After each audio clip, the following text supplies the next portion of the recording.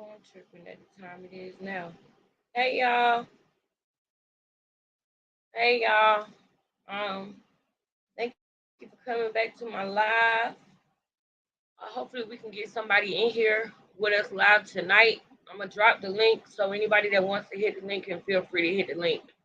Now it is 11:15 and I gotta go to work in the morning, so I know I'm tripping. I know I'm tripping. I know. I know I'm tripping. But I gotta get this series done, and I want to go ahead and get us to where we are now with the fact that we have possibly found Diamond Bradley. So, in order and in the spirit of getting this done and getting it done as clear and concise as possible, I'm sitting here watching TV, so I might as well do my live. I might as well work on my channel, work on my, on my series that I'm working on. Um, I may not. I'll only be live for about an hour and a half, because part 2 is 58 minutes, and I'm only going to stop it a few times. I may stop some of the commercials that's in it and stop some of the the ads that's in it. But other than that, I'm gonna let it roll. Like I said, feel free if you do happen to catch this live. Feel free to please hit the link. I'm gonna post the link in the comments real quick,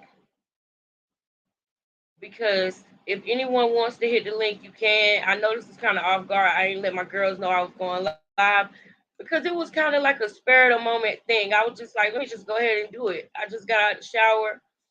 I'm in the bed chilling. I'm thinking about, what I want to do next as far as with my channel and as far as with this story. So I'm gonna go ahead and go live now so that we can catch up and get part 2 done. I am going to delete the videos that I have done thus far on Diamond Bradley. The ones that I did previously that was skipping a lot and everything like that, I'm going to delete that video. Not the one from yesterday. Even though the one from yesterday, I still didn't appreciate how it was like it was still skipping. But as I go on and as I continue with my channel, I'm going to get better. I'm going to continue to get better. I'm going to learn things. I'm trying to juggle a lot of things right now. And really, if y'all only knew, like, the world is crashing down around me, but I'm just staying focused because that's all that I can do. That's all I can do is stay focused and make sure that I'm doing something toward my dream every single day. That's one thing that I promised myself that I was going to do, is make sure that no matter what's going on, that I'm doing at least one thing every day toward my goal and my dream. Today, this is that one thing. Even though I'm gonna be tired as hell at work tomorrow, I'm gonna be there on time with a smile on my face, and it's gonna be a wonderful day in Jesus' name. But we don't have any time to waste, so I'm about to go ahead and get into it. So, in to keep from having to worry about any skipping or anything like that, with the with the True Crime Garage video, on their video, the only thing that shows is these two beautiful young ladies as they tell what happened, detail for detail. So I'm gonna go ahead and play it on my sound bar so that we don't have to worry about any skipping or anything. This could be a clear and concise video. So let's get it. Newest season of Counterclock as I dive into the motive behind Bruce's murder and a series of events that have never been fully investigated until now. Binge all 14 episodes of Counterclock Season 5 wherever you listen to podcasts.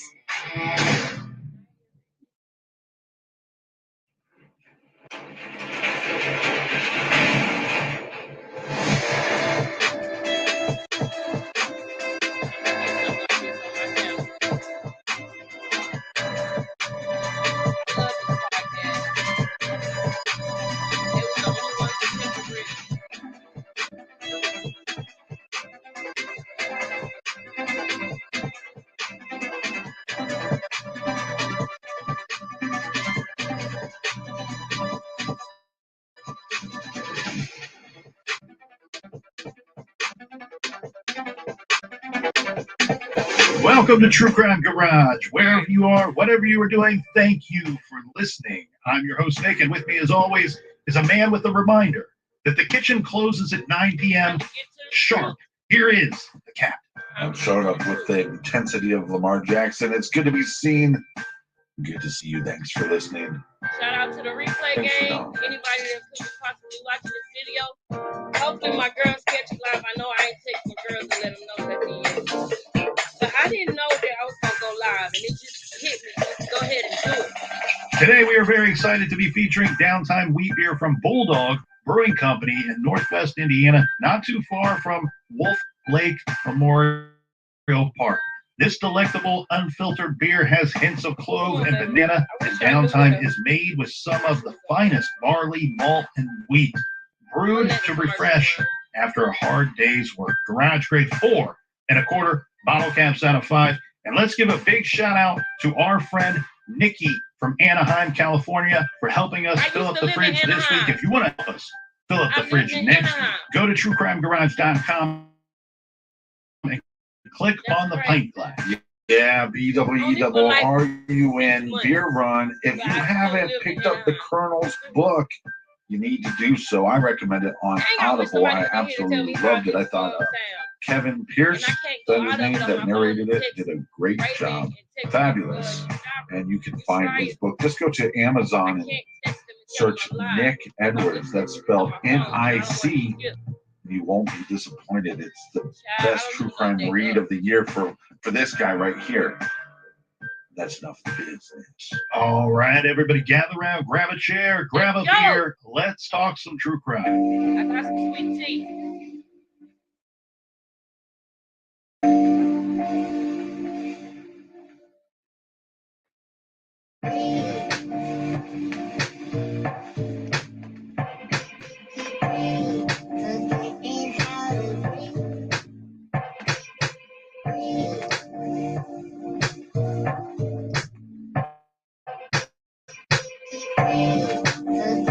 Tracy Bradley told police that when she arrived at her apartment, she could not find her daughters, but instead she found a note. And she says that 10-year-old Tiana wrote this note and had left it for her.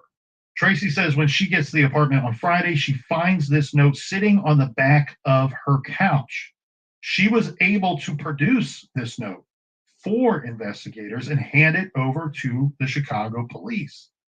The note, in childish handwriting, said Tiana and Diamond were leaving the apartment to walk to a nearby school playground and the Jewel Osco store in the Lake Meadows shopping center. Tiana was enrolled in a summer school program at a nearby elementary school. But remember, her mom told her that she could not go to school that day because she had to stay home and babysit 3-year-old Diamond. Summer school ran every day from breakfast time at 8:30 a.m. until classes ended at 12:30 p.m. Tiana was marked absent that day for the first time ever, according to records. So this was not a typical thing that she's making Tiana stay home to watch Diamond. The note said that she was bringing Diamond along with her to head over to the playground. So they did not know. Tracy Bradley, the mom, and friends and family did not know exactly which playground. It didn't specify. The note didn't clarify what playground this was, just that it was a school playground. And so she made the assumption that it was the playground of the elementary school where Tiana was going to the summer program. That makes the most sense. According to the personnel working at that school, they say that they had not seen Tiana, obviously, at the school because she's marked absent, but also never saw her at any time that day on their playground. We do know that the school called the Bradley apartment at 10:10 a.m., and they received no answer as well. So this is where you start to think, all right, okay, mom produces this note. We know that mom goes off to work at 6:45. We have the school calling at 10:10 a.m. We're starting to shrink our window a little bit, right, Captain? If something happened to the girls, if they left that apartment by themselves, or if they left with somebody else, it would seem to stand to reason that they probably left before this 10:10 a.m. call. Right. Yeah, I think that makes the most sense. Now, we do know this, that there was no time written on the note. Tracy said that she immediately went to the Jewel Osco store and immediately to the playground looking for her girls once she found the note. She checked with neighbors and called family. Her sister Faith helped her search the neighborhood. And then finally, she called the police at 6-ish or maybe 7-ish, depending on what report you read. Note, again, we keep circling back to this, that Tracy took about 5, maybe 6.5 hours to summon the police. Right. Yeah, but once she starts talking to police, why would she do that? She's not being truthful. Do we have any indication from law enforcement that the mother turned this note over to law enforcement? Remember, she did. She produced the note and did, in fact, hand it over to law enforcement. And in fact, in a statement that she gave to the USA Today, she says, quote, "I taught my kids damn well, and my kids wouldn't just up and leave and then leave a note," end quote. This is very interesting about this. That is interesting. Now, what he just said was the USA Today quote said that she said, "I taught my kids damn well. They would not just up and leave a note." That's what Tracy said to the USA Today. So you know your children didn't do that. So for one, it definitely wouldn't have took me 5 hours to find them if I know my children would never do that. Because that's the biggest sign that there's something big wrong. If there's a note and you know they wouldn't leave a note, there's something wrong. Whole note thing. And I think that this may point to something else going on in this situation. So the extended family said that yes, the note is legit. However, we got to question how legit the note is, because the family is saying, look, law enforcement, yeah, here's this note. Oh no, have you got a big crack in your windshield? Cracks in the glass of your windshield are often very... We believe that Tianda, the 10-year-old, did write the note. This is her handwriting. Right. However, we don't think that she wrote this note by herself. We think that somebody told her what to write. Somebody was coaching her what to write. Right. Because the families, these are grown-ups, they're telling the police and the investigators, look, all of the spelling is correct, and the grammar is not that of 10-year-old Tianda. So basically what they're saying is she wouldn't have been able to spell these words without some help. Probably some of the words. In fact, we have a direct quote from one of the family members saying her writing a full letter with correct grammar, ? It's not appropriate for her. Keep in mind, she's only 10 years old. And okay. This is the family saying her writing a full letter with correct grammar was not appropriate for her. So they're saying that someone helped her. That's pretty much someone either coached her to write the letter, or either someone else wrote the letter. So it definitely wouldn't take me 5 hours. I wouldn't even be trying to look for it myself anymore. As soon as I saw a letter, I would have called 911. The family member went on to say, I'm quite sure whoever took them, she was very comfortable with them. That's so sad. That's interesting, because Tianda's 10 years old. She's in charge of little 3-year-old Diamond. If you are going to take these girls, you're either going to have to fight Tianda, or you're going to have to convince her that it's okay to leave with me or leave with us. And oh, by the way, I need you to write this note. They're speaking facts, y'all. They're speaking facts. So what he's saying is, either you're gonna have to fight Tianda, because what do we know about Tianda watching this? What we've learned from the family about Tianda is that Tianda is not the type of person that'll just run up in a stranger's face and just start talking. Tianda is not like that. Tianda would not write a note. Tianda, what else did they say about Tianda? Tianda wouldn't open the door. And we know that as well because of the voicemail that the family said that Tianda left. She called before she even opened the door. She said George is at the door. So I'm not coming down on you, Tracy. If you ever were to see this, or anybody in the family, Rita, Victoria, I'm going to continue to shout y'all names out, because I really don't want y'all to take this the wrong way. And I really want to take the people itself out of the situation and just like my auntie do, make it in general. Because the only way that we can fix this to make sure that history never repeats itself is if we talk about it. Is if we say those things that we may be ashamed of saying, Um, so we just gotta be real. Sometimes when I'm talking about it, I think to myself, what if one day the mom ever sees this video? Or what if one day, you know, somebody sees this video in the family? I would never want to hurt anybody. So I'm gonna constantly say, you guys, please understand that my mission in this whole entire thing is to make sure that this never happens again.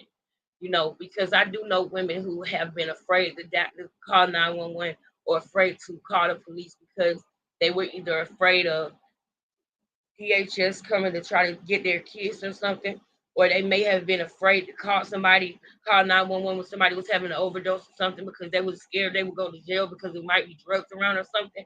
It's things like that that happen, and people don't call the police, and somebody loses their life, or children are gone and never seen again for 2 decades. So I never want to hurt the family. I always want to keep them in mind when I'm doing this. But I've got to be honest. I gotta be honest, and I gotta say what's real. And we know, just like that man just said, that they were gonna have to fight Tianda or convince her that it was okay. And mom didn't answer the phone, so that wasn't convincing her that it was okay. So that bothers me because that makes me wonder, how did they get Tianda out of the door? Let's continue.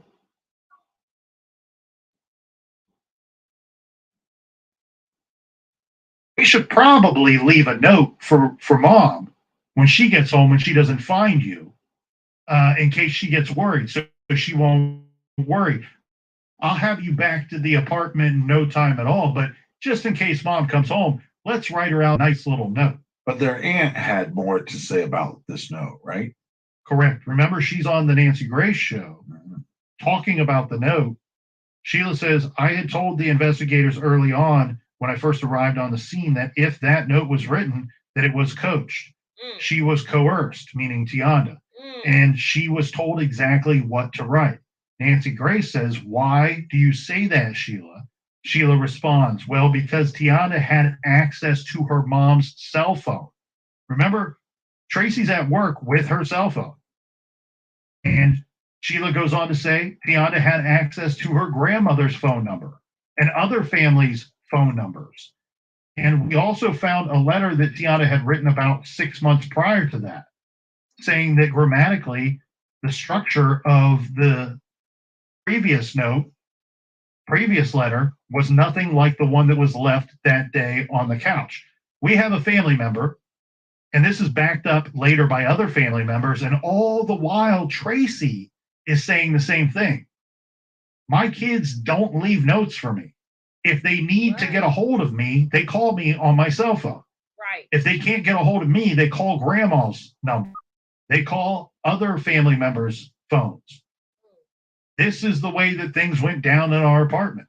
Well, let's unpack this for a second, because if I have a 3-year-old and a 10-year-old, why would we, if I'm abducting them, why am I leaving a note anyways? To buy time. Right.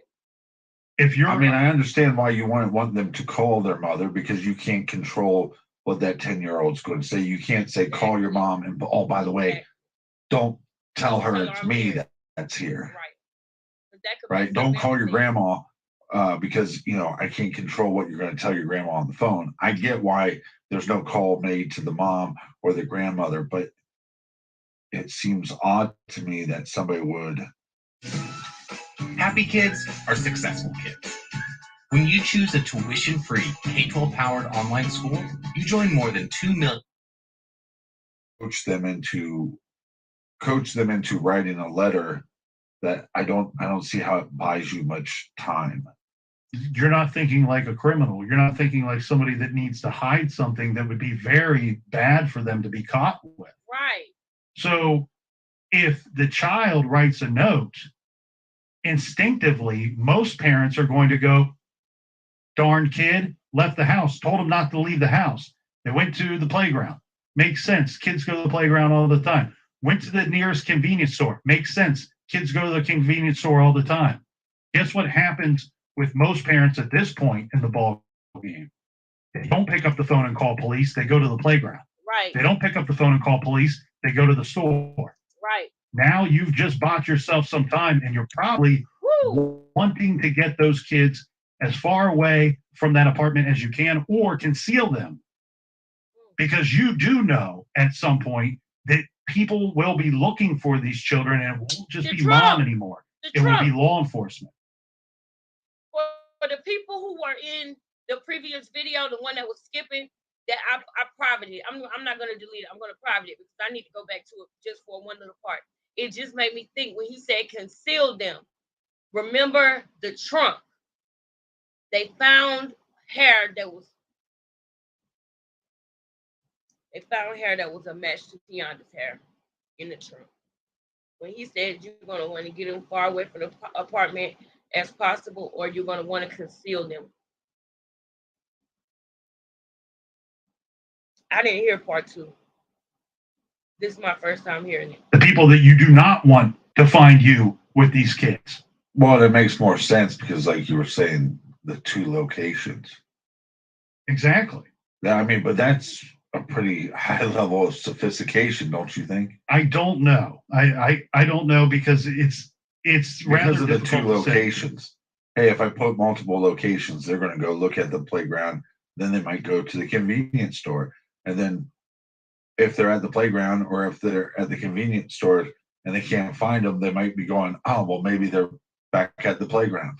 I think that what happened here is that we either have somebody that planned to take the little girls because they may have known in advance that they were going to be alone that day. And if in fact they knew in advance, then that means they are very close to this family, very close to this mother.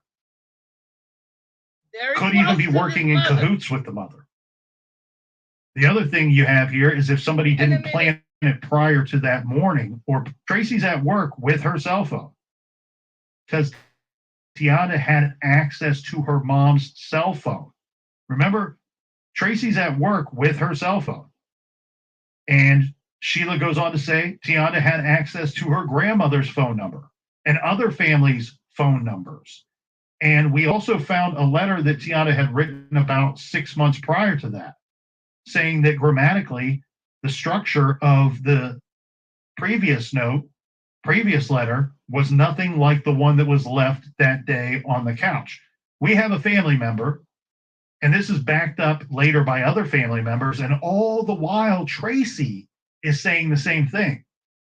My kids don't leave notes for me. If they need to get a hold of me, they call me on my cell phone. If they can't get a hold of me, they call grandma's number. They call other family members' phones. This is the way that things went down in our apartment. Well, let's unpack this for a second, because if I have a 3-year-old and a 10-year-old, why would we, if I'm abducting them, why am I leaving a note anyways? By time. I mean, I understand why you want them to call their mother, because you can't control what that 10-year-old's going to say. You can't say, call your mom, and, oh, by the way, don't tell her it's me that's here. Right? Don't call your grandma because, I can't control what you're going to tell your grandma on the phone. I get why there's no call made to the mom or the grandmother, but it seems odd to me that somebody would coach them into writing a letter that I don't see how it buys you much time. You're not thinking like a criminal. You're not thinking like somebody that needs to hide something that would be very bad for them to be caught with. So if the child writes a note, instinctively, most parents are going to go, darn kid, left the house, told him not to leave the house. They went to the playground. Makes sense. Kids go to the playground all the time. Went to the nearest convenience store. Makes sense. Kids go to the convenience store all the time. Guess what happens with most parents at this point in the ball game? They don't pick up the phone and call police. They go to the playground. They don't pick up the phone and call police. They go to the That's what I'm store. saying. Back to where we Now were. you've just bought yourself some time, and you're probably wanting to get those kids as far away from that apartment as you can, or conceal them, because you do know at some point that people will be looking for these children, and it won't There just we be are. mom anymore. The It will be Trump. law enforcement, the people that you do not want to find you with these kids. Well, it Right. makes more sense because, like you were saying, the two locations. Exactly. Yeah, I mean, but that's a pretty high level of sophistication, don't you think? I don't know. I don't know, think because so. it's Because rather of the two difficult to say. locations. Hey, if I put multiple locations, they're going to go look at the playground. Then they might go to the convenience store. And then if they're at the playground or if they're at the convenience store and they can't find them, they might be going, oh, well, maybe they're back at the playground. I think that what happened here is that we either have somebody that planned to take the little girls because they may have known in advance that they were going to be alone that day. And if in fact they knew in advance, then that means they are very close to this family, very close to this mother. Could even be working in cahoots with the mother. The other thing you have here is if somebody didn't plan it prior to that morning or prior to learning of that the girls would be alone that day on that day. And what we have here is we have somebody that these girls knew well enough. They either let them in the apartment or had access to get into the apartment and knew the family well enough to say that these are the places that the kids went because they were places that this person knew that they had gone before. And keep in mind, if you are abducting children from we already talked about the population in this area. This is the middle of the day. You are likely to be seen leaving with these girls. Recordings just got better. Hey, it's Dana from StreamYard. I'm so excited to announce that local recordings are now available on StreamYard. Have you ever done a recording where your guest just typed? From 6 a.m. You do not want. From 6 a.m. to 12 p.m. she was at work. So therefore the sun was out when this happened. It is the middle of the day. We have to keep that in mind. Be seen running out of the building with them in your arms, kicking and screaming. No. You want them to think that you're taking them somewhere that they enjoy going. You're here all day by yourself. Well, that's got to be boring. Let's go down to the playground for a little bit. Let's go over to the store. I'll get you some juice and some candy. Right. We'll have a good old time. We'll pass the time. I'll have you back here before mom even shows up. But just in case, kids, let's write mom a note and tell her where we're going. We don't want her to worry. And of course, Tiana's 10 years old. She's smart enough to know I can't be writing mom a note saying we're going to X and Y while this dude or this lady already told me that we're going to A and B. That's not registering. That doesn't make any sense. That raises flags. So I think what you have here, Captain, is a situation, somebody's covering their tracks, somebody's buying time, and I think that you have one of two situations. Either this person knew in advance that they were going to be alone that day or figured it out on that day and came up with a plan. But if I'm reading you right, you're also saying that this isn't excluding the possibility of the involvement that the mother or the boyfriend has something to do with it. Correct, because those two would have known for certain that the two girls would be home alone that day. They likely knew in advance the night before that the two girls would be home alone that day. That's when you got to start narrowing this down.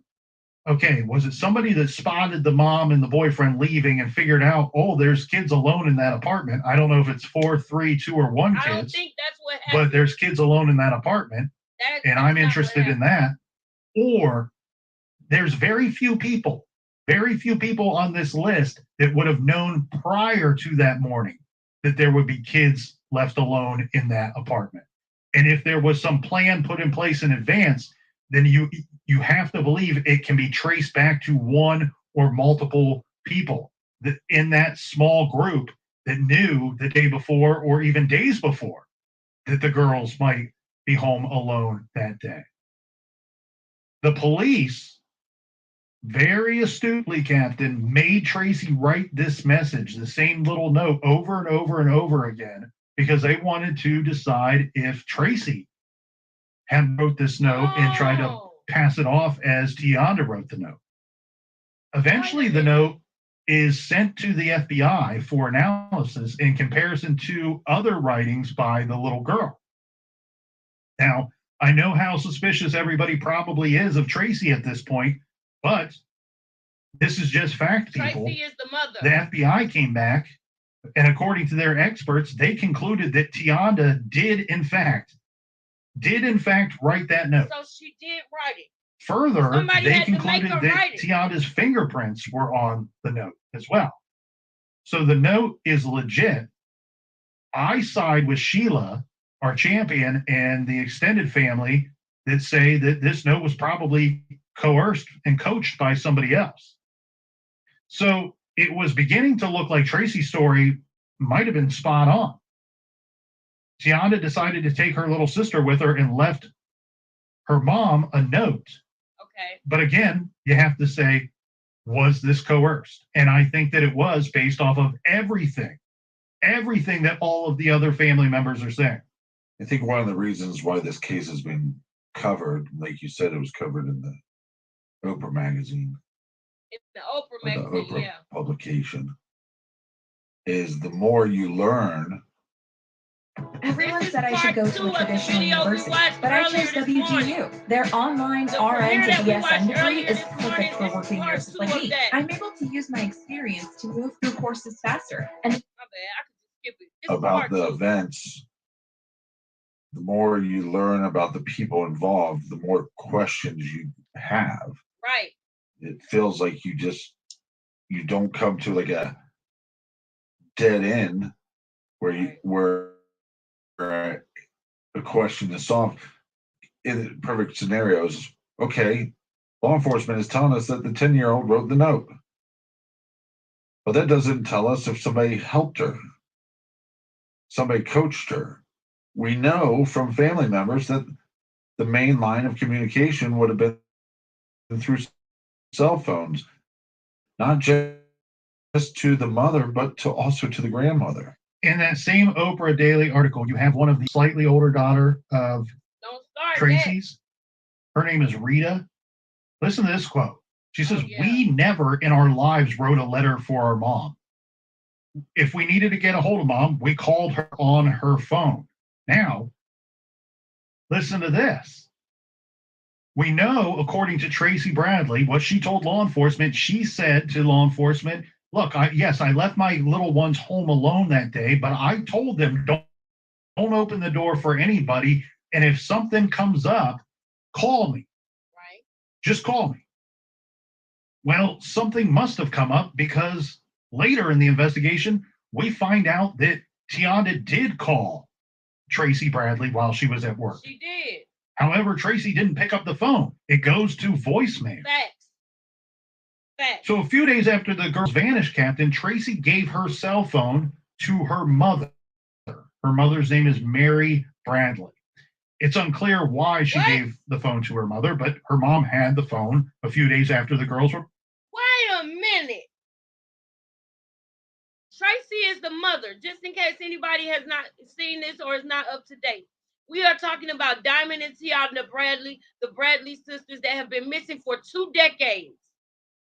For 2 decades. They vanished in the thin air 2 decades ago. There is a possible person that could be Diamond Bradley, which I'm hoping and praying that she is Diamond Bradley here. Tianda Bradley, I will speak more with you guys on what I think happened to Tianda. I want to make sure that I say it as respectfully as possible. But throughout this podcast recording that we're listening to, you guys will see why I feel that way. They already started talking about it in the beginning, saying that Tianda was 10 years old. You would have either had to fight her to get her out of the house, or you would have had to convince her that it was okay. Meaning you had to be someone who she knew. She called her mom and said George was at the door. They were planning a camping trip for her sister. I believe it was Rita. and she said that they were going to go get the cake or something. Then we found out in the last part that we watched, part 1, that the mother stopped at a pastry shop on her way home from work, even though she said she called twice and didn't get an answer from them. When she got in the house, she noticed the note, but she didn't call the police for 5 hours later. Even though she said out of her own mouth that she knows her daughter, she taught her children well, they would never leave a note and they would never leave the house. That's what she said. But even though she saw that note when she came home, there was nothing suspicious enough for her to call 911 immediately, which she should have done. Now, to top it off, we just heard that she gave her mother her cell phone a few days after the disappearance of her daughters. Why would you give your phone to your mother when the police need your phone? Your daughter know your phone number. Why would you, as a mother, give your phone to your daughter? To your mother? Now I gotta hear what's the rest of that. When he said that, I had to stop for a minute. Like, are you kidding me? It's just ridiculous. Are missing. And according to the family, there's 10 of them that are sitting around trying to figure out how to find the girls. They're having a family meeting. How do we find these little girls? Right, that makes sense. One of the family members looks at Tracy's phone and notices that she has a voicemail that has not been listened to yet. Now, we're all guilty of this, right? We get a voicemail, we fail to listen to it right away when we get it. Time goes by, we kind of forget about it. I have thousands of them. Maybe we didn't even notice that we missed a. I can go for the maybe we didn't notice part, so I'm gonna let it ride. But if my kids are not where they're supposed to be, I'm checking every voicemail, every crack, every crevice, everything. Like I said, we're not coming down on the mom. We're speaking now in a general sense because we don't need to ever have any of our family or loved ones make these type of mistakes ever again. I really hope that the mom didn't have anything to do with it, but you can't help but wonder with these things that are being said. Let's continue to listen. Call. That's what happens to me. I set my phone down. I don't even notice that I missed the call. Sometimes I don't even notice that I have a voicemail. Well, what we have going on here, though, is the family says that they checked the voicemail, and the voicemail was from Tiana, the missing 10-year-old girl. And the call came in at 8:17 on the day that the two girls disappeared. What did it say? 10 extended family members say that they heard this voicemail all together. It was played out loud. All 10 of them that were in their family meeting that day trying to find the girls, come up with a way how to find the girls, heard this voicemail together. Sheila summed it up on her appearance on Nancy Grace, and she says the message said, Mama, this is Tiana. Mom, pick up the phone. George is at the door. Can I open the door? He said that we were going to Jules to pick up the cake there. We're coming to pick you up from work. Guys, do not sleep on these free detox patches. They changed my whole life. Let me show you how to get them. You just put one. Here's the problem. First of all, Aunt Sheila was on Nancy Grace. I'm gonna go find that so that we can watch that. It may not be tonight, but it may be tomorrow. I'm going to make sure that I'm reporting on this story daily until we're completely caught up so that we can now be on top of the developing case with Diamond Bradley possibly being found. But now, he just said 10 of the family members heard the voicemail that the daughter left at 8:17 a.m. Clearly broad daylight. There's many problems. This story makes some sense. Yeah. One of the other sisters, Victoria, her birthday was the next day. Okay, it was Victoria. So was 10-year-old Tiana talking about George Washington, who had just dropped mom off at work at 6:45, that he's outside the apartment at the door. She's calling mom, can I open up the door? George says that we're... Whoa! Y'all, in the last video, he talked about how the job was very close to the house. It wasn't far from the house at all. It makes sense if he dropped the mom off at work at 7 something. he would have had time to go to Home Depot and be back at that apartment by 8 something. I wonder if they caught on to this too. Let me listen. Went to Jules, that convenience store, that store, nearby store, to pick up a cake. Makes sense to the 10-year-old. Her sister's birthday's the next. Now, yesterday, he said that they stopped at Jules on the way back from picking up the mom from the job. She had a receipt from Jules. Remember the pastries? We was talking about the pastries. So if he was able to go to, if she was able to stop at Jules and get the pastries after she got off work, the daughter was just saying this on the voicemail that George is at the door. We're going to Jules to get the cake. But the mom went to Jules after she got up. Y'all, this is crazy. This is not right. This is not right. Something not right. Yeah, and if George is saying, "Hey, we're going to go to the play at the park, and then we're going to go to the store," and she tries to call mom, and nobody answers, and then she goes, "I'll just write a note. I'll make sure I write a note." No. According to the No, I believe that George told her to write the note. I believe he told her to. They said that it was spelled perfectly. He told her what to write, and I hope that he didn't tell her what to write under duress. And y'all know what I mean when I say that. I hope that he didn't force her to write it, because they said that it was her handwriting, but that she had no grammatical errors. She wrote every word perfectly. She was 10 years old, and they said that wasn't like her.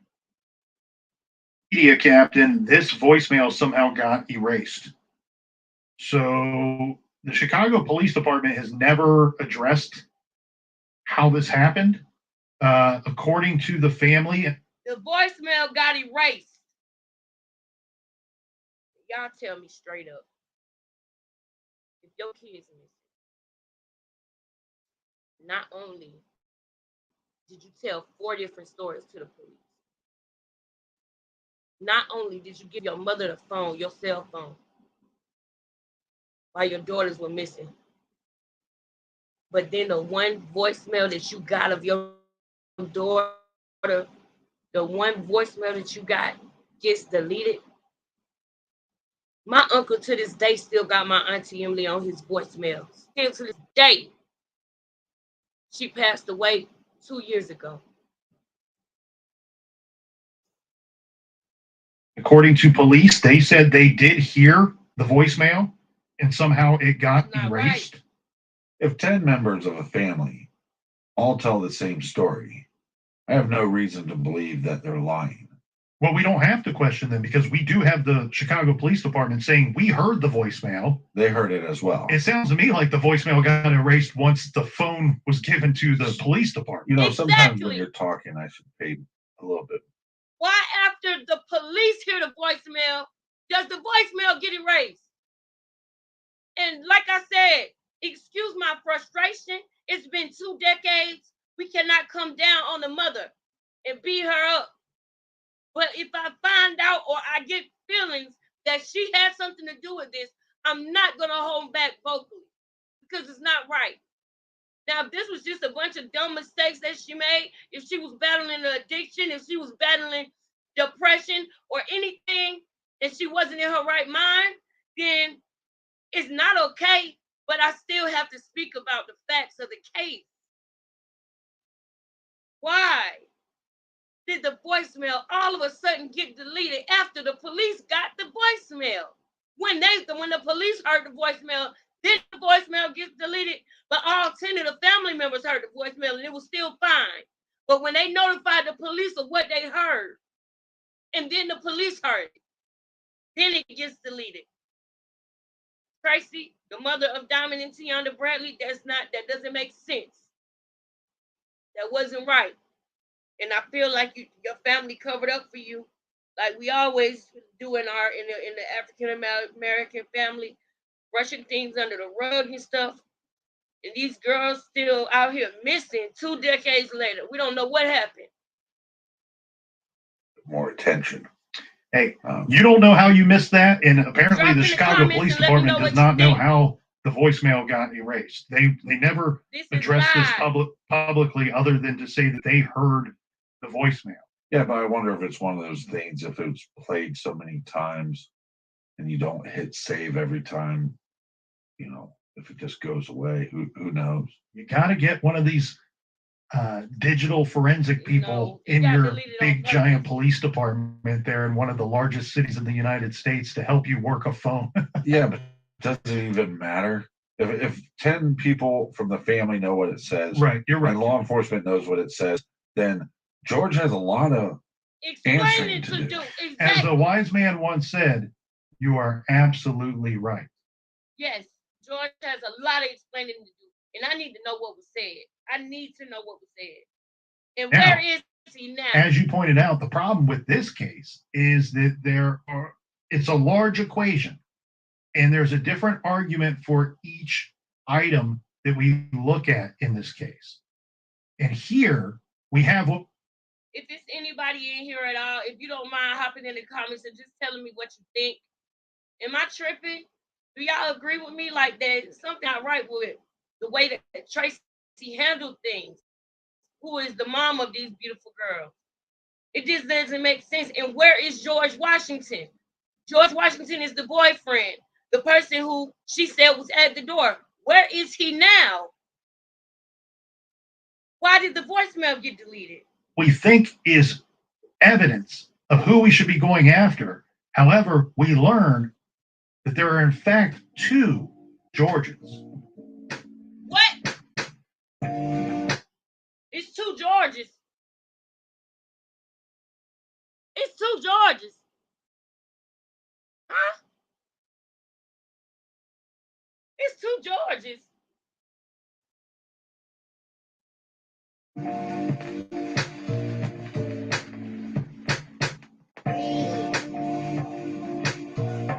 It's two Georges.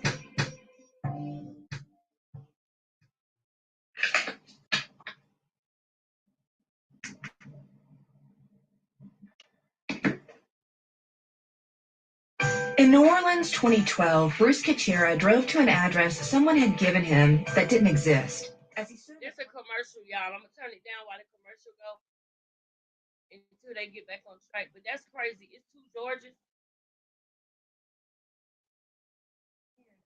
I had no idea. Never been fully investigated. Oh, wait. I did hear on one of the things that I was researching that it was the second George, the neighbor. And that the second George was a convicted, I think he was on the list, on the essay list. I think. Let's hear it. Let's hear what they say. Let's hear what they say.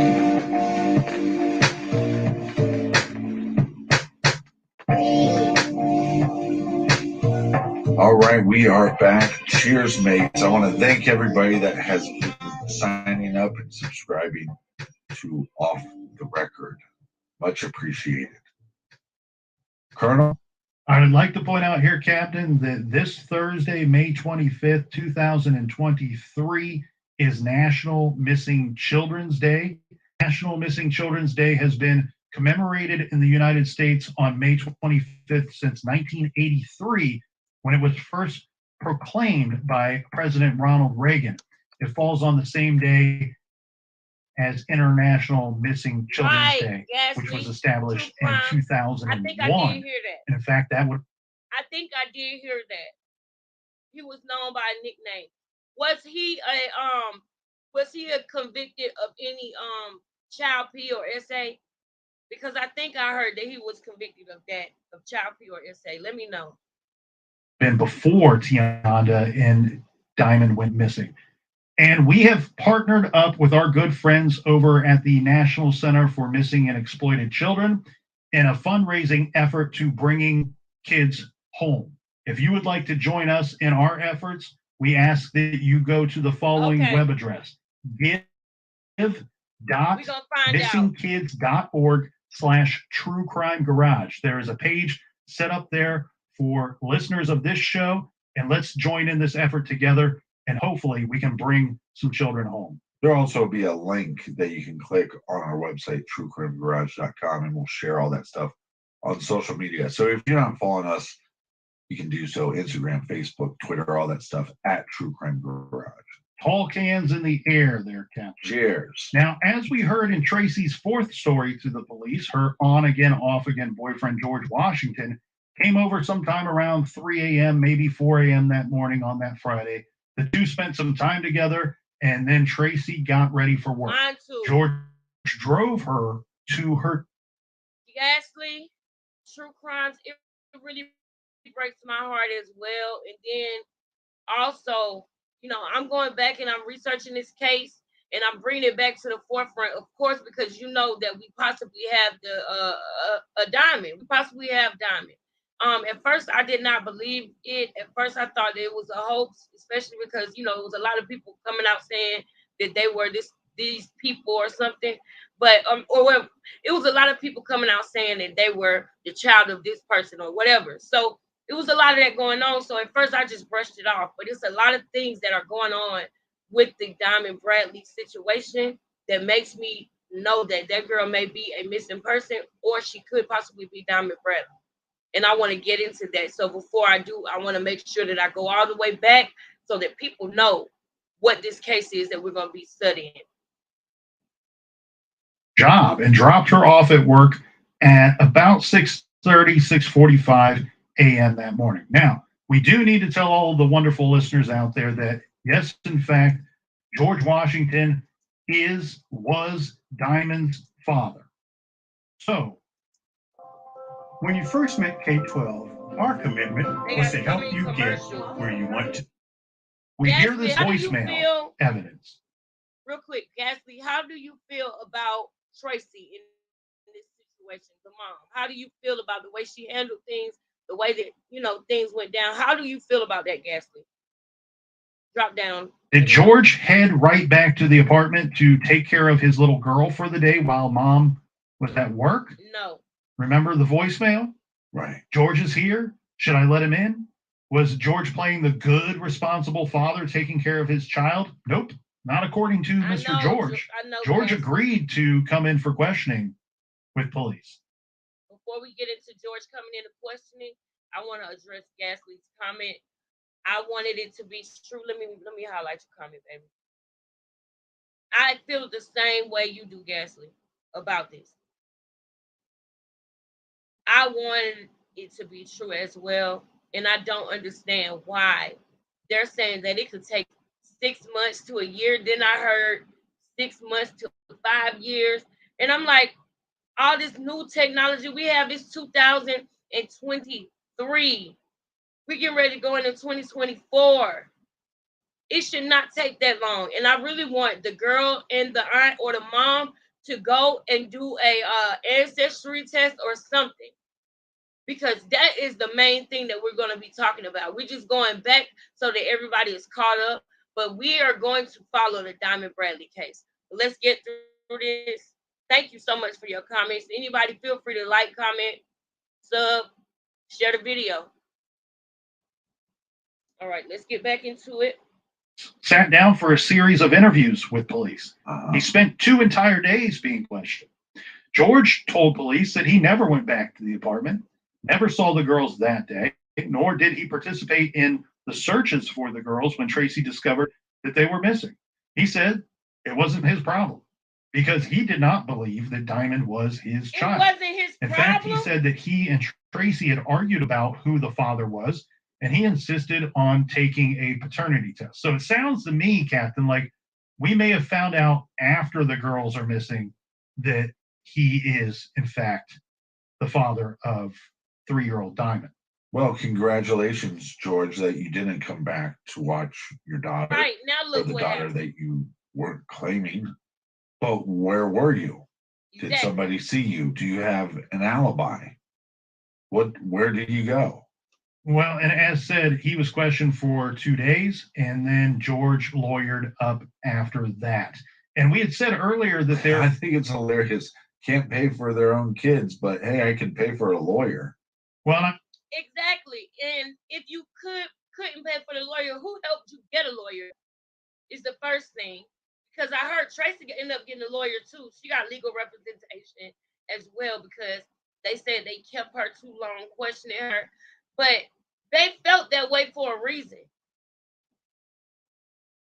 If you are giving your phone away to your mom so that the police you're making it harder for them, if you're making it harder for them to find your flesh and blood, I would question you too.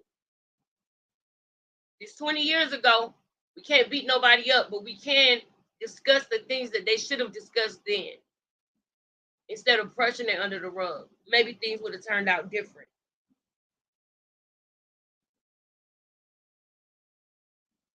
Crazy. You know something that you're worried about here, Captain? It's unclear whether George had any legit kind of alibi for the morning in question. This is from the Nancy Grace interview with a James Miller. He's a former detective who worked the case as a private investigator. Well. Miller told Nancy Grace the story goes that George Washington came about 4:30 in the morning to see Tracy, and they left together for about an hour and a half. They had about 6 in the morning. He had drove Tracy to work, and then he went to his girlfriend's at around 97th Street, and then he went and visited his mother. Then approximately around noon, I'm reading from the transcript, so forgive me, everybody out there. Nancy Grace interrupts Mr. Miller saying, wait, what girlfriend? Top mom. You're talking about the boyfriend, George Washington, the boyfriend of the mom, right? Miller responds, Tracy and George were boyfriend and girlfriend, but, I don't know if they had a serious relationship. Have you been seeing what they've been saying about their mother on YouTube? I know they said she passed the lie detector test, but I believe so. I believe so. That's good. But I have so many questions. I've heard a little bit, but I felt like, well, I need to go and look because I have felt like so much that people have been, trying to like sugarcoat things about the mom instead of coming out and saying the mistakes that she really did make. I personally feel like the mom was battling addiction or something. I don't want to talk bad about their mother, but I have a lot of questions. Thank you. Thank you. Thank you. Thank you. I'm so glad that you're here because that is exactly how I feel. I made a disclaimer in the beginning of this video that, I myself have battled certain things. It's been about, I was saying 3 years, but it's really been almost 5. It's been over 4 years since I have been, completely sober. I used to take pain medication. I was given it by a doctor and my body became addicted to it. And I talk about that on my channel and I talk about what I went through and how I got to where I am now, where it's been 4+ years that I have been back to myself completely normal. And I say that on my channel to help other people, right? So with this mom, I feel like she was battling something like that. If you look at the interviews that she was in, one of the interviews she did, her hair was out of whack.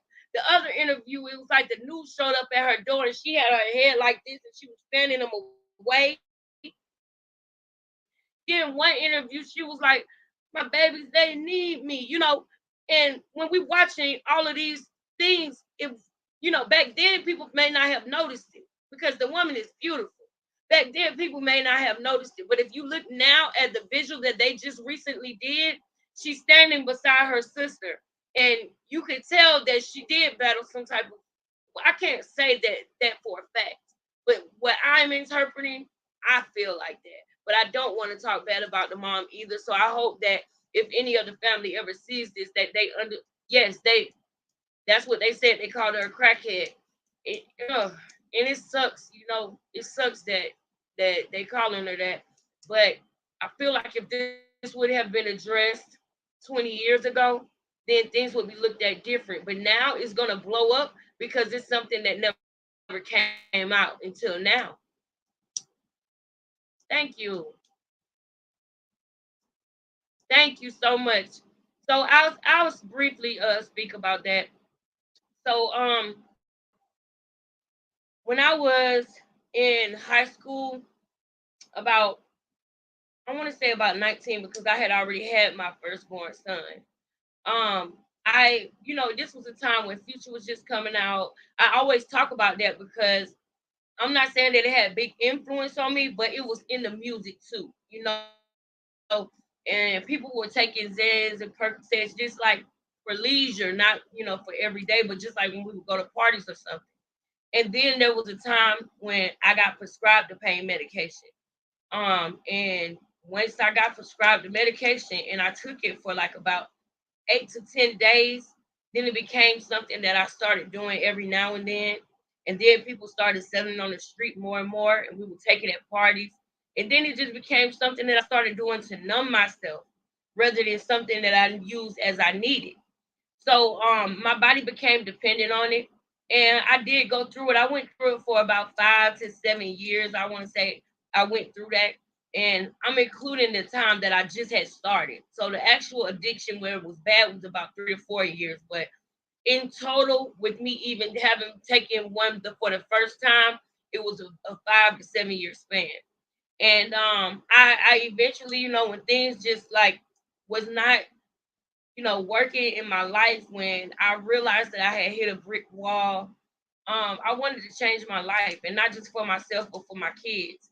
I had attempted to stop when I was pregnant with my 5-year-old, and I did. I stopped during my entire pregnancy. I did not take any pain medication. But once I had him and I started dealing with postpartum and life started happening, because I did it for my baby and not just my baby, but not myself, I believe that was the reason why I ended up doing it again. Now, the last time that I have stopped for these 4, almost 5 years, I did it for me. I did it for me, and I'm proud of what I have done. I'm proud of how far I have come, and it's something that I refuse to be ashamed of. And that's something I said on my last video. Guilt and shame hold us back a lot, not only as a community, but just as a people. Period. No matter what race you are, and I have made a promise to myself that I won't let guilt or shame run my life. I won't let guilt or shame stop me from doing what I want to do, such as things like YouTube. With me going through that addiction, it took a toll on me. It took a toll on my teeth. It took a toll on my mental health. It took a toll on a lot of things. And a part of the reason why it was hard for me to come on YouTube was because of that, because it affected me in so many ways. But something just told me to just do it, just do it. And I made a video where I was sitting there talking, and I was talking about, myself and what I was going to be doing on YouTube. And I'm so glad that I did that. I'm so glad that I finally made that first video, and I'm glad that I'm here now. This is about Tracy, but I do have videos where we're going to go in depth and talk about me. But I just wanted you to know that because you asked. Thank you for being here. Thank you so much. Thank you so much. That's true. That's true. And that's why, because I have made it, I feel like I have a responsibility to go and reach back, go and reach back and let that girl know that life is not over just because you made these mistakes. You know what I mean? And I wish that Tracy had somebody like that in her life instead of the shame of it all and people in the family trying to help cover it up. If the family would have been honest with the police department about what was going on with Tracy, I feel like the case could have been handled differently because they thought she was a hostile witness. Some people say that she was in on it. You know that, right? Do you agree with that? Some people say that Tracy was actually in on it with George. Some people say that they did that. We gotta let this finish playing, but I'm gonna tell you my final thought, Gasly. Please stay to the end. We're at 27 right now. It's 58:06. That's the entire video. And we're already halfway through at 27 minutes and 28 seconds. I'm gonna tell you my total final thought after the fact. Thank you. Thank you. And I'm gonna go to your channel as well. I'm gonna go to your channel as well. Thank you so much. Relationship or not. He says, the detective goes on to say, after Tracy's shift, he picked up Tracy with two co-workers. He then dropped them off at their various locations around 47th Street. Then he and Tracy drove back to the apartment. And there's more. Yes. This from the Oprah article. Police pulled George's cell phone records. Oh, He was on his. I gotta stop for a second. Yeah, the police pulled George's cell phone records. That's one thing. I don't think that they were gonna go camping either. I do not think that. And that is the part of the story, if nothing else, that makes me feel like Tracy could have possibly been either complicit in it or known. Because parts of this story, it feels like she's covering for George Washington. Then with the camping stuff, where he bought the baby hair being in the trunk. And then I heard that her and George went on to have another baby. Is that true, Gasly? Did her and George go on to have another baby? Let me continue playing the video while you answer. Phone a lot, but there were some spots, some time periods that he's not on the phone at all. So beginning at 4:30 a.m. on July 6th, he made at least 40 phone calls. Hot damn. Over a period of 24 hours. That's a lot. So from 4:30 a.m. on the 6th, when the girls go missing, to 4:30 a.m. on the 7th, he makes 40 phone calls in that 24-hour time period. There are two stretches during which he called no one. This is from 7 a.m. to 9 a.m. All right, now, first thing is first. We need to pay attention to the fact that they just said that he made about, what did they say? 22 phone calls in a 24-hour span. In 2 hours, he did not make any phone calls. He died. I didn't know that. But we're gonna when I press play, they're gonna tell us about the 2 hour span. He did not make any phone calls, which was 7 to 9. But I want to address this as well. My biggest question is why leave her other two daughters with her mother, especially since one of the daughters' birthday was that weekend. That's the first thing that makes me know and feel like they did not have any plans to go on a camping trip. Why would you send a birthday girl off if y'all going camping? First thing. Second thing is, if you are going to be leaving your children at home, why would you not leave all four of them together rather than split them up and make them vulnerable and susceptible to harm? At least if it would have been four of them, one could have been fighting them off, the other could have been on the phone dialing 911.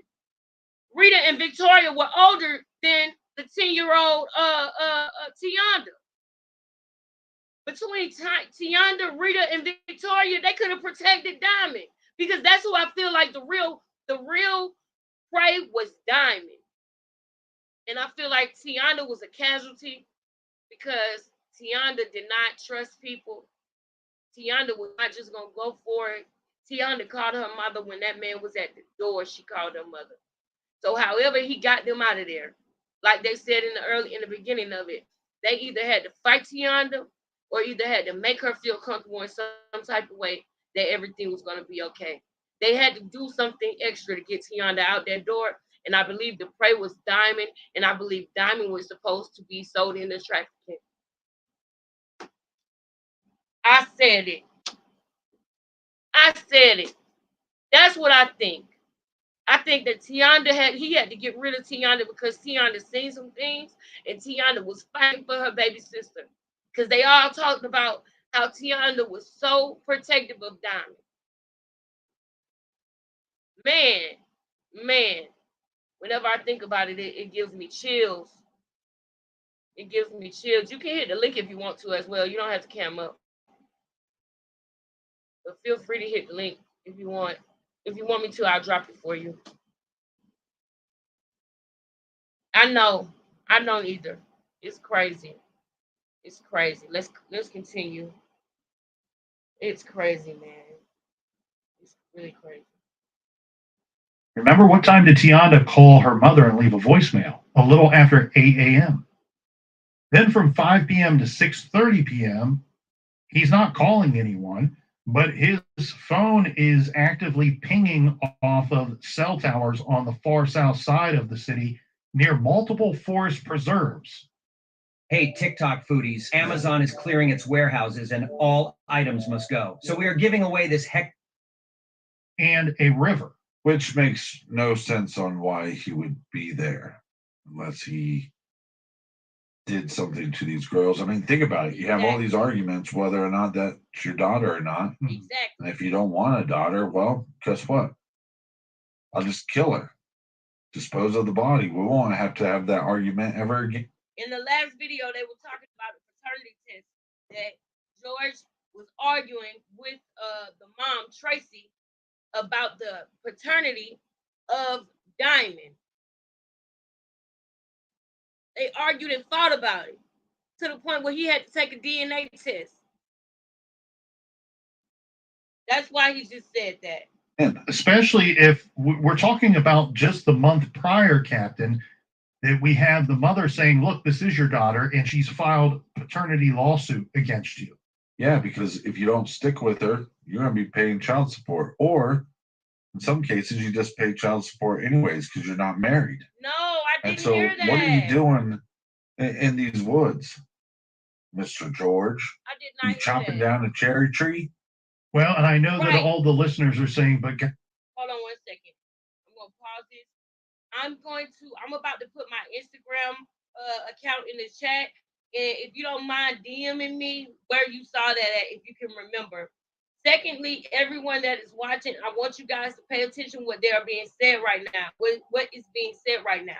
This is pivotal right here. But I'm about to put my you said that there are two Georges. Who is this other George? We need to consider him as a possible suspect as well. Well, you're exactly right. So this guy's name, we got George Washington, who we've talked about at length. The problem with this other George, he's referred to and described as a close family friend. Okay. And this is a guy that the girls and their sisters, the older sisters, had routinely gone. That's what I wanted to know, Gasly. You just said it. Then he turned around and had another child with her. All the evidence that was piled up against this man, Tiana hair was in the trunk. He had camping materials. Listen to what they say about his camping materials, you guys. Gasly, I know you already know, but I want to give the people who's watching it, I want to let them get this part so that they can feel the way that I felt when I heard about this. And we're going to discuss it in a second. Hold on 1 second. Over to this man's apartment. This for to be babysat or a very brief period of time if Tracy had to run out and grab something. The problem with this other George is that he was known to the family by a nickname. And the family, Tracy's family, says the girls, and remember we have the two older sisters that tell us the same story and back all of this up. They'll say, we never called him George. Some of the family didn't even know that was his name, his first name. They all referred to him as by his nickname. So where you have to go, okay, well, we got two Georges here, and we got to question both of them. We got to be concerned about both of them. One of the Georges is not looking so good right now, based off of his cell phone records. The other one is not looking so good as a suspect because everybody in the family is saying, we never called him George. Right. Tiana would not have said George is here. Well, and think about that. I mean, even when you're 10 years old, when you hear somebody not call your mom, but they call her by her real name, it freaks you out a little bit. Like, oh yeah, my mom's name isn't Mom. You know what I mean? So if you have a family friend that you've been calling, we have no way of knowing if she even knew this individual's name was George, other than his nickname. And then listen to exactly. I feel like that was put in there to kind of like throw the police off that his name was actually George, but the family said he was a family friend. They never called him George. Now, my son just learned that my name is not Mommy. My son just learned that my name is Alexis. He thought my name was Mommy. Okay, so if they've been calling this George as a nickname this entire time, and them babies may not even know that was his name, we could X him out. I feel like he was just thrown in the mix to distract the police because they were on to the real criminal who was George. This is all from the Chicago Sun-Times summarizing a wicked long piece in the USA Today. In this piece, they did not name George Washington. They just left it as we got a suspect here. They don't name him, but of course, we call it like it is here in the garage, so we will name George Washington. Come on, that's right. And the article reads as follows. Several pieces of evidence. This is actual evidence, Captain. Several pieces of evidence have pointed investigators in George's direction. For one, investigators found a hair matching Tianda Boom! and Tracy's DNA Boom! in his vehicle's trunk. He tells police that he would sneak the girls into the drive-in theater in the city. You know, he said a hair was found in the trunk matching Tianda, but he also said in Tracy's DNA.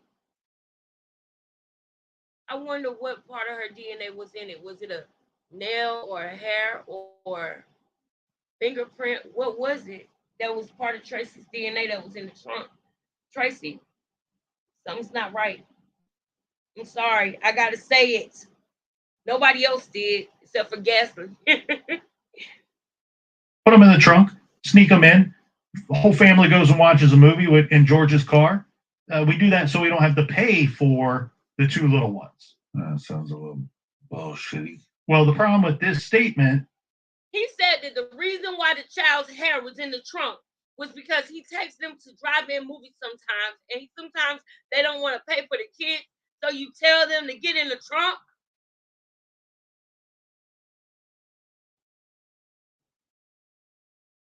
Not only is Tiana not about to get up and go with that man without her mama, especially because y'all remember they said that they had a crazy relationship.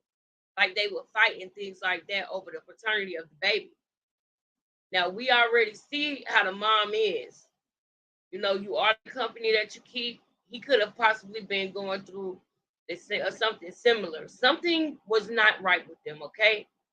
And what I'm saying is that she could have been afraid of him as well and didn't want to open the door for him as well. Calling saying he's at the door. If somebody is like a stepdad to you and you love them and you're comfortable with them and they're your sister's dad, you're not gonna be calling saying such and such is at the door.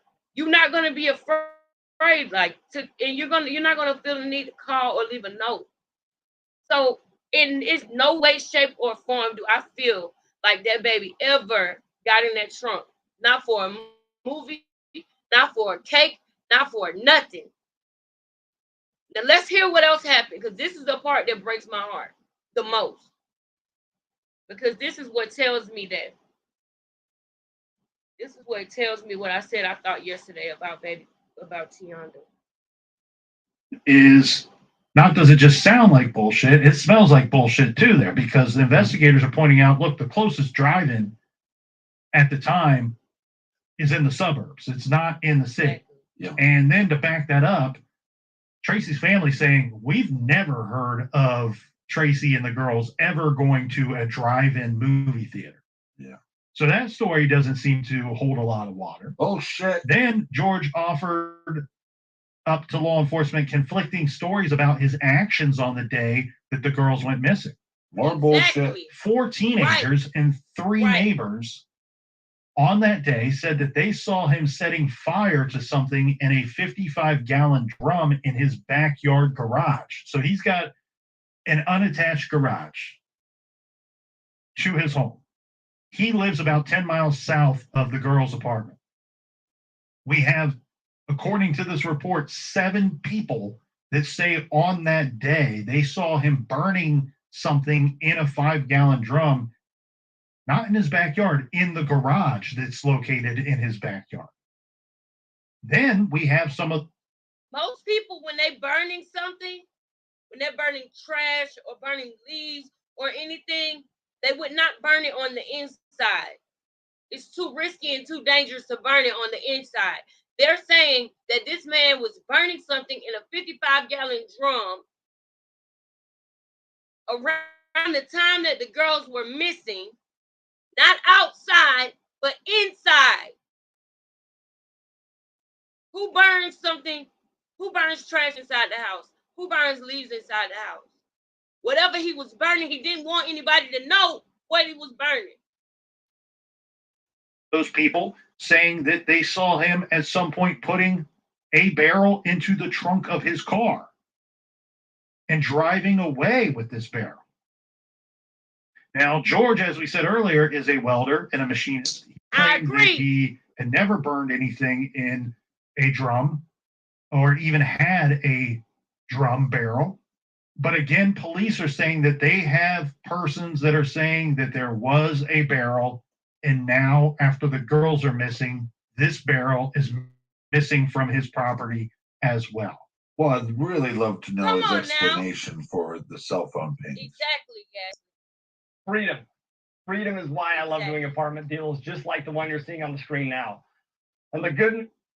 Here's some other things you're going to want to know explanations for here, Captain. Yeah, just oh, you just punched me in my goddamn face because you're really pissing me off. So, armed with this information, police are going to search George's home and his property and his vehicle.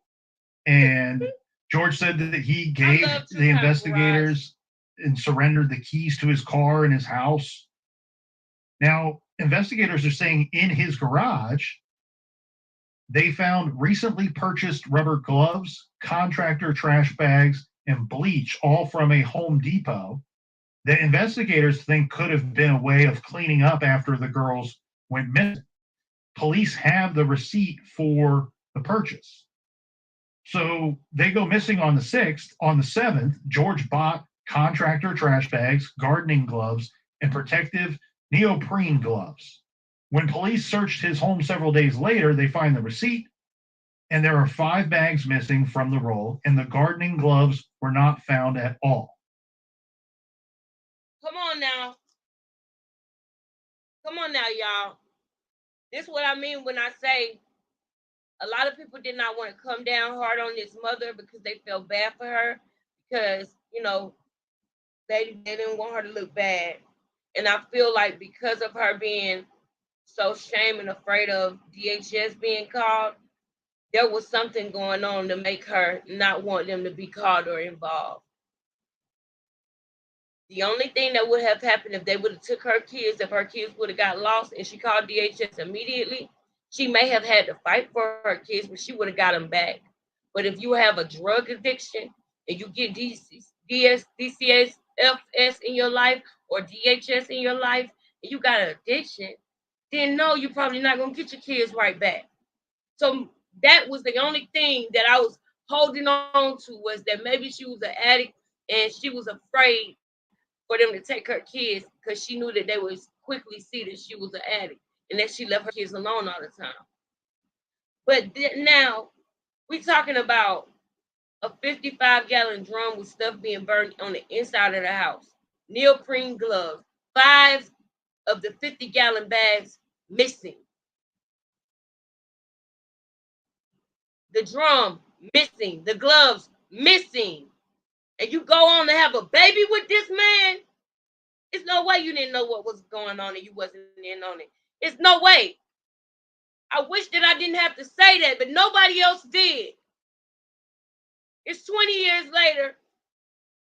We possibly found Diamond. And Diamond even don't want anything to do with the mother right now. I'm going to show you guys a video tomorrow about what Diamond had to say about the mom, because the mom immediately jumped on a flight to Texas when they said that they think they found her. There were 12 other women before her that said that they were possibly Diamond, but she moved on that one. And I feel like it was something about that situation that made her feel like it was possibly her daughter. It was something that she knew that nobody else knew, for her to jump on that flight like that. Seeing as how she never wanted to cooperate with police. Seeing as how she gave the phone to her mom. She acted like she didn't care all this time. But when they say that this woman could possibly be your daughter and they tell you where she at, where she from, and you jump on a flight like that, and you find out where she at and where she from and where she came from, you know something, ma'am. And I don't know if you noticed this, Ghastly, but about 10 years ago, they did a video saying that they wanted to go private. The mom didn't want to do the vigils anymore. I know that's what it was, because she wanted it to be over. Now all of a sudden they recently did another vigil and the mom was there talking and everything. She had not been public individuals for a couple of years because she was tired of it and she wanted to go private. And I'm going to show those things on my video tomorrow because I feel like now the mom is going to the vigils again because she knows that that's her daughter. And she doesn't want her daughter to think that she gave up on her. So I feel like she's going to the vigil now because she wants this young lady to see that she's still fighting for her so that she doesn't have resentment. Does that make sense what I'm saying? If it doesn't, then I promise you I'll bring it home tomorrow with videos to prove what back up what I'm saying. Yeah, yeah. They said that the actual mother took a flight to Texas. And guess who lives in Texas? The sister. But I honestly feel like the sister has done nothing wrong. I feel like the sister has probably been trying to help her sister, get it together for a long time. For some reason, I just get that vibe that she's been protective of her sister, and because she thinks that that could be Diamond too. I'm away. In a way, it does make yeah.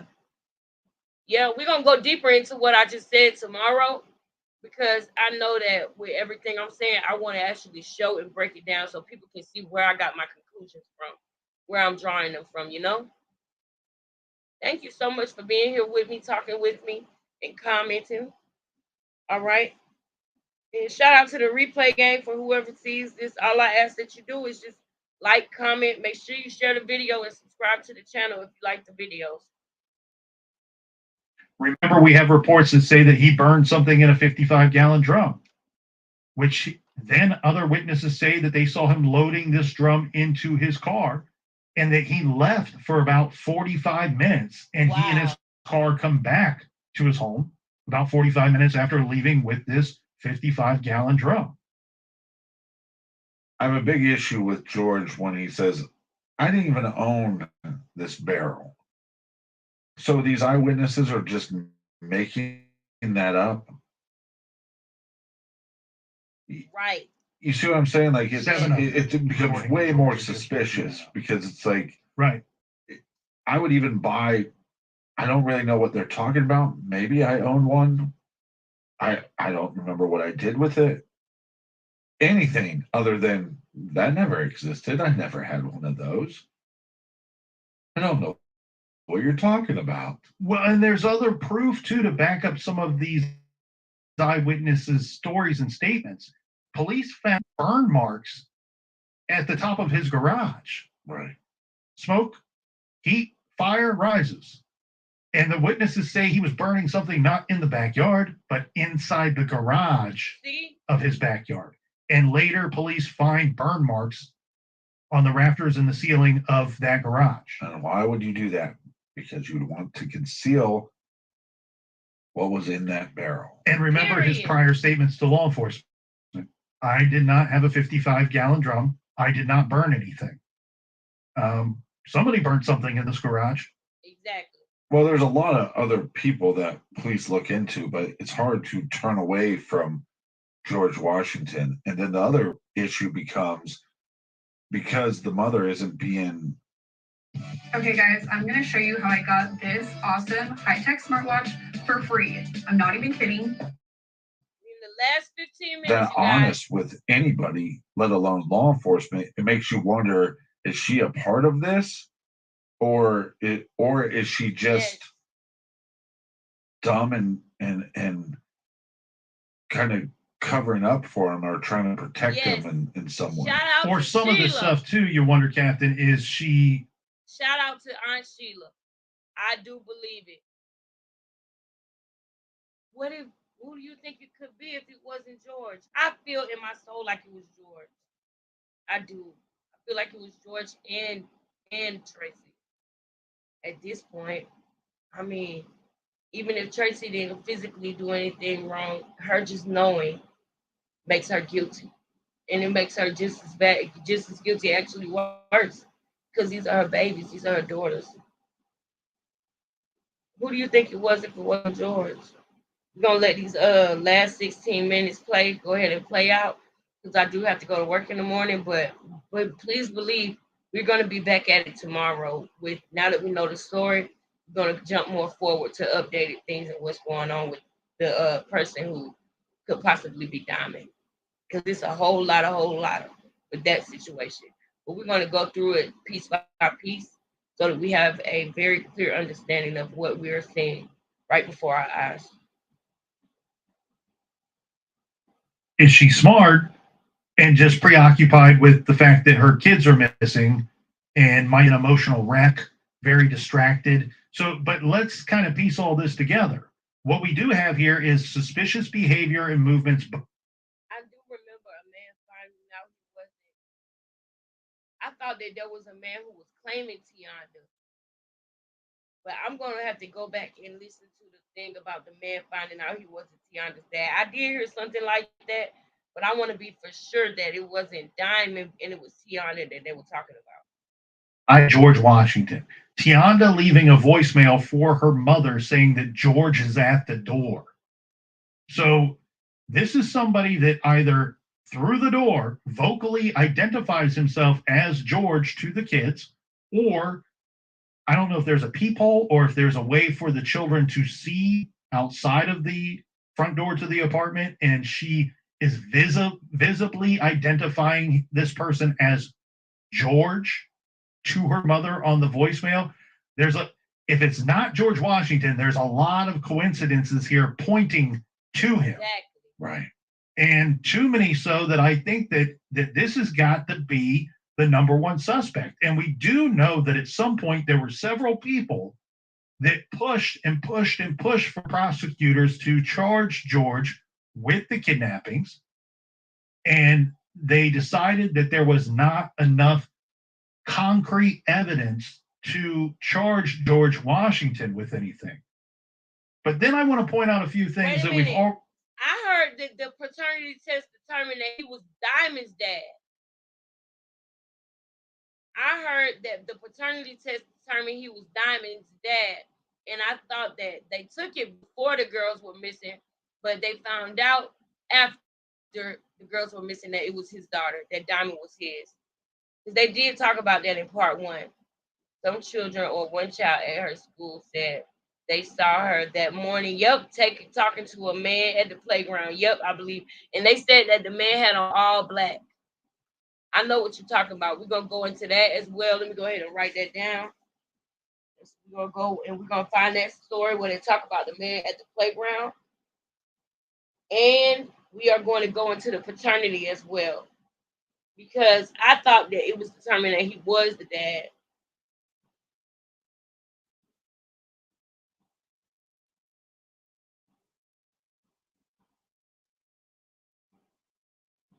All right. And that playground scene with Tianda. All right. And we're going to talk about the paternity. Already kind of circled around before. I'm a little suspicious of anyone that would have known that the girls would have been alone in the apartment prior to the day that they went missing. Yeah. The sisters aren't there. The older sisters are conveniently not there, and they're at grandma's house. Right. Friends are over the night before to confirm that Tianda and Diamond are alive and well at 10 p.m. Thursday night. Then we have Tracy, who goes off to work and tells 4 different stories when she comes home and does not find her kids. 4 different stories to police. Not to mention, she stops by that bakery that the baby girl on the phone said that George wanted to take her. She stopped by that bakery and she showed the police a receipt of her stopping at that bakery at 12:15 or 12:45. It was right after she got off work.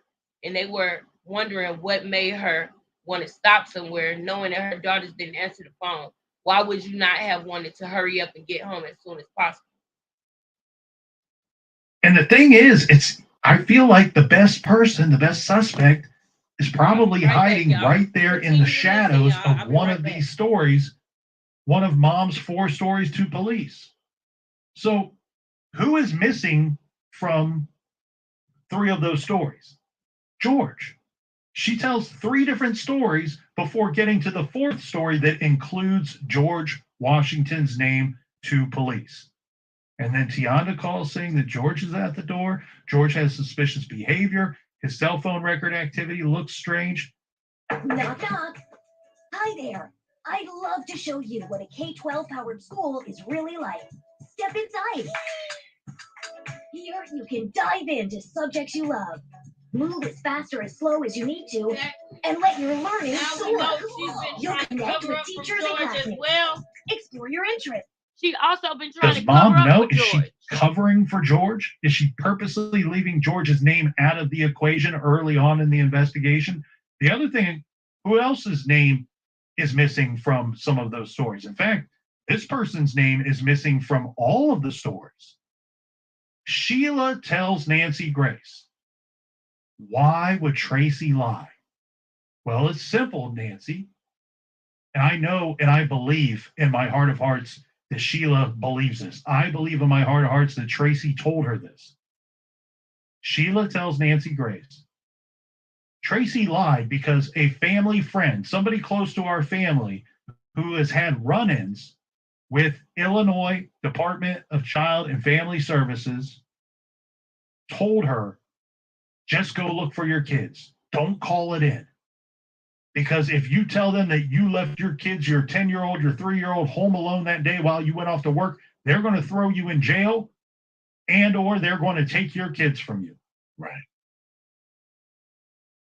Well, that person is not mentioned by Tracy to police. That portion of the story of why she lied is not mentioned to police. Right. Who is that person's name? Is that person George Washington? Yo. Who could that person be? Why would a person tell mom, don't call the police? For the same reason that somebody would coerce and coach a 10-year-old to write a note and leave a note for mom. Right.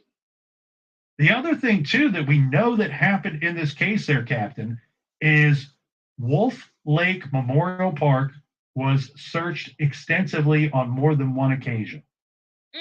We have witnesses that say that they saw George Washington burning something in a 55-gallon drum in his garage and then loading that drum up into the back of his car and driving off and then coming back without the drum 45 minutes later. Guess where Wolf Lake Memorial Park is? 22 to 24-minute drive from George's home. I think that police were onto something. I think that there's a... Before we get into that part, you asked me, what if the person who told her that was George?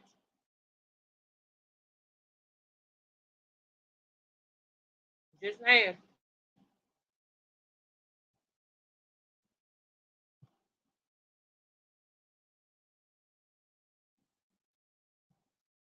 Chance that they were in the right location. This area is huge. This area is huge, and maybe it's just too big. Maybe they didn't find what they were looking for. And oh, by the way, Wolf Lake is huge itself. It's an 804-acre large lake. I would not be surprised that if George Washington dumped and disposed of a drum that contains significant evidence to this case, I would not be surprised if it's eventually found and recovered in that Wolf Lake Memorial Park. But I like to go back as if I'm law enforcement. If I'm law enforcement and I have all these things pointing to this bag of shit, right? Cadaver dogs. Did they use them? Scent dogs. Did they use them? Mm-hmm. Well, I don't know if they use them, but they use canine units looking for the girls that night during the... Yeah, but I'm guessing they're not looking for their bodies in those parks, and I wish they would. And again, I think this is one of those situations, and that's why a lot of these other persons of interest, this other George, those kind of fall by the wayside, because I think law enforcement, once they got on the scent of George Washington, and it's like, here's a situation where the victim, by leaving that voicemail, is giving you the information that you need to point you in the right direction. Now all you have to do is collect enough evidence to charge this monster. And he's a monster. This free muscle stimulator gave me the dream body. The voicemail was all we needed to know. She told us in the voicemail That I always wanted in only 4 weeks. These little egg-shaped things look really weird, but they're so... That's crazy. To destroy a 3-year-old, to destroy a 10-year-old. I mean, I think it's one of those cases where all the evidence points in this direction, but can we prosecute them? You have to hope, if in fact that somebody wanted to get rid of the 2 girls, that maybe they gave them away rather than That's true. got rid of them. That's you have true. to hope and pray that that could be a possible scenario here, and that maybe if George is the best suspect, that he was burnt. That is true. We don't want to rule out anybody or anything, because you're right. We could always be wrong. Yeah. Evidence rather than something else. FBI profiler Pat Brown spoke to Nancy Grace about this case. And before we get into what she said, we should point out that Tracy and George Washington said that they were going to be taking the 2 little girls on a camping trip. A lot of the family found this to be weird, because it's my understanding that this was not a regular activity. Right. And it may have never have happened before, at least with George and the 2 little girls. In George's defense, police did find evidence, proof positive, that he did in fact either purchase or borrow some camping equipment. This would indicate that maybe there is some truth to that story, that weekend we were going to go camping. However, what police also did not uncover was any prior arrangements. They didn't reserve a campsite, right, even though it's near 4th of July weekend, which 4th of July that year was on a Wednesday. So the weekend prior and the weekend after are going to be very busy camping weekends. Now, maybe George Washington is not a camper and would not know it's in our best interest to reserve a site before we drive out there. But listen to this.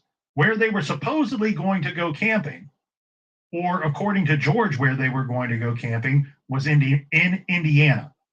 Wolf Lake Memorial Park sits right on the state line. It's about half in Indiana and half in Illinois. Oh, and we already pointed out the proximity to George's home to that park, to that large outdoor nature preserve. Pat Brown on Nancy Grace says that she believes that the aunt who has taken up the fight for these girls, Sheila, she says Sheila is exactly right. Sheila is right on the money. She believes this is not a stranger abduction. Pat Brown says, I believe it's not a stranger abduction. I believe that it goes right back to those Georges. Pat Brown says, my guess is George Washington, the father of Diamond, they ought to be looking there at him. And they also ought to be looking in Indiana, where they supposedly were going camping. Why would that state come up into somebody's mind if they had never camped before? Indiana, look over there, and they're not going to be alive, sadly, Pat Brown says. Brown pointed out that if the girls were abducted by a random stranger, they would have been dumped within hours, and the killer would not have been afraid to discard them in a public place because he had no link to them. We've talked about that plenty of times on this show. The closer the perp to the victim, the more effort that they put into concealing the body. She goes on to say someone took great care to hide these bodies. Someone who knew those girls were home alone. Someone who the girls were comfortable with. Someone who either knew to pose as a guy named George or who was a guy named George. As the captain pointed out, the FBI is still offering a $10,000 reward for information about the Bradley sisters and their disappearance. A statement to Oprah Daily reads, the FBI is still actively providing investigative assistance to the Chicago Police Department with respect to the disappearance of Diamond and Tiana Bradley. There have been personnel changes at the Cook County State's Attorney's Office since the girls vanished, and many hope that a new regime will mean charges will be brought in this case. According to our friends at the Charlie Project, based off of information of when the girls went missing, Diamond is 3 foot 40 pounds, black hair, brown eyes. She has a scar on the left side of her hairline. She normally wears her hair braided in the back with 4 ponytails. Diamond has deep set eyes. 10-year-old Tiana, 4'2", 70 pounds. Tiana has brown hair, brown eyes, has a quarter-size burn scar on her left forearm. She had a scrape on her left calf at the time of her disappearance in July of 2001, and she normally wears her hair in long ponytails. She loved to dance and loved gymnastics. In 2021, to mark the 20th anniversary of Tiana and Diamond's disappearance, the National Center for Missing and Exploited Children released new age-progressed images of the girls. They have Tiana seen at 30 years of age and Diamond at 23. Age-enhanced images can be seen on our True Crime Garage National Center for Missing and Exploited Children fundraising page. Again, that web address is give.missingkids.org/True Crime Garage. The FBI asked anyone with information about the disappearance of these girls to contact Chicago Police Department detectives at 312-747-8380 or your local FBI office. And a twist and an update. There has been a female that has come forward on TikTok claiming that it's possible that she is the 3-year-old girl that was missing, and she has contacted the FBI to try to get DNA testing done. Now, the family came out and said, well, we've actually had at least a dozen. Would you believe that doing a simple 5-minute trick just once a day could raise your credit scores into the 700s and even 800s range? No matter. Girls come forward and say, I might have been one of the abducted girls or kidnapped girls, but none of them have gone as far as to contact the FBI. For the beautiful listeners. This week we are recommending Aftermath of Jennifer Kessie's abduction. And Uncle's... He has contacted the FBI to try to get DNA testing done. Now, the family came out and said, well, we've actually had at least a dozen girls come forward and say, I might have been one of the abducted girls or kidnapped girls, but none of them have gone as far as to contact the FBI to get DNA testing done. That just happened 2 days ago, so we will stay on that with any updates as far as if she is one of the missing girls or not.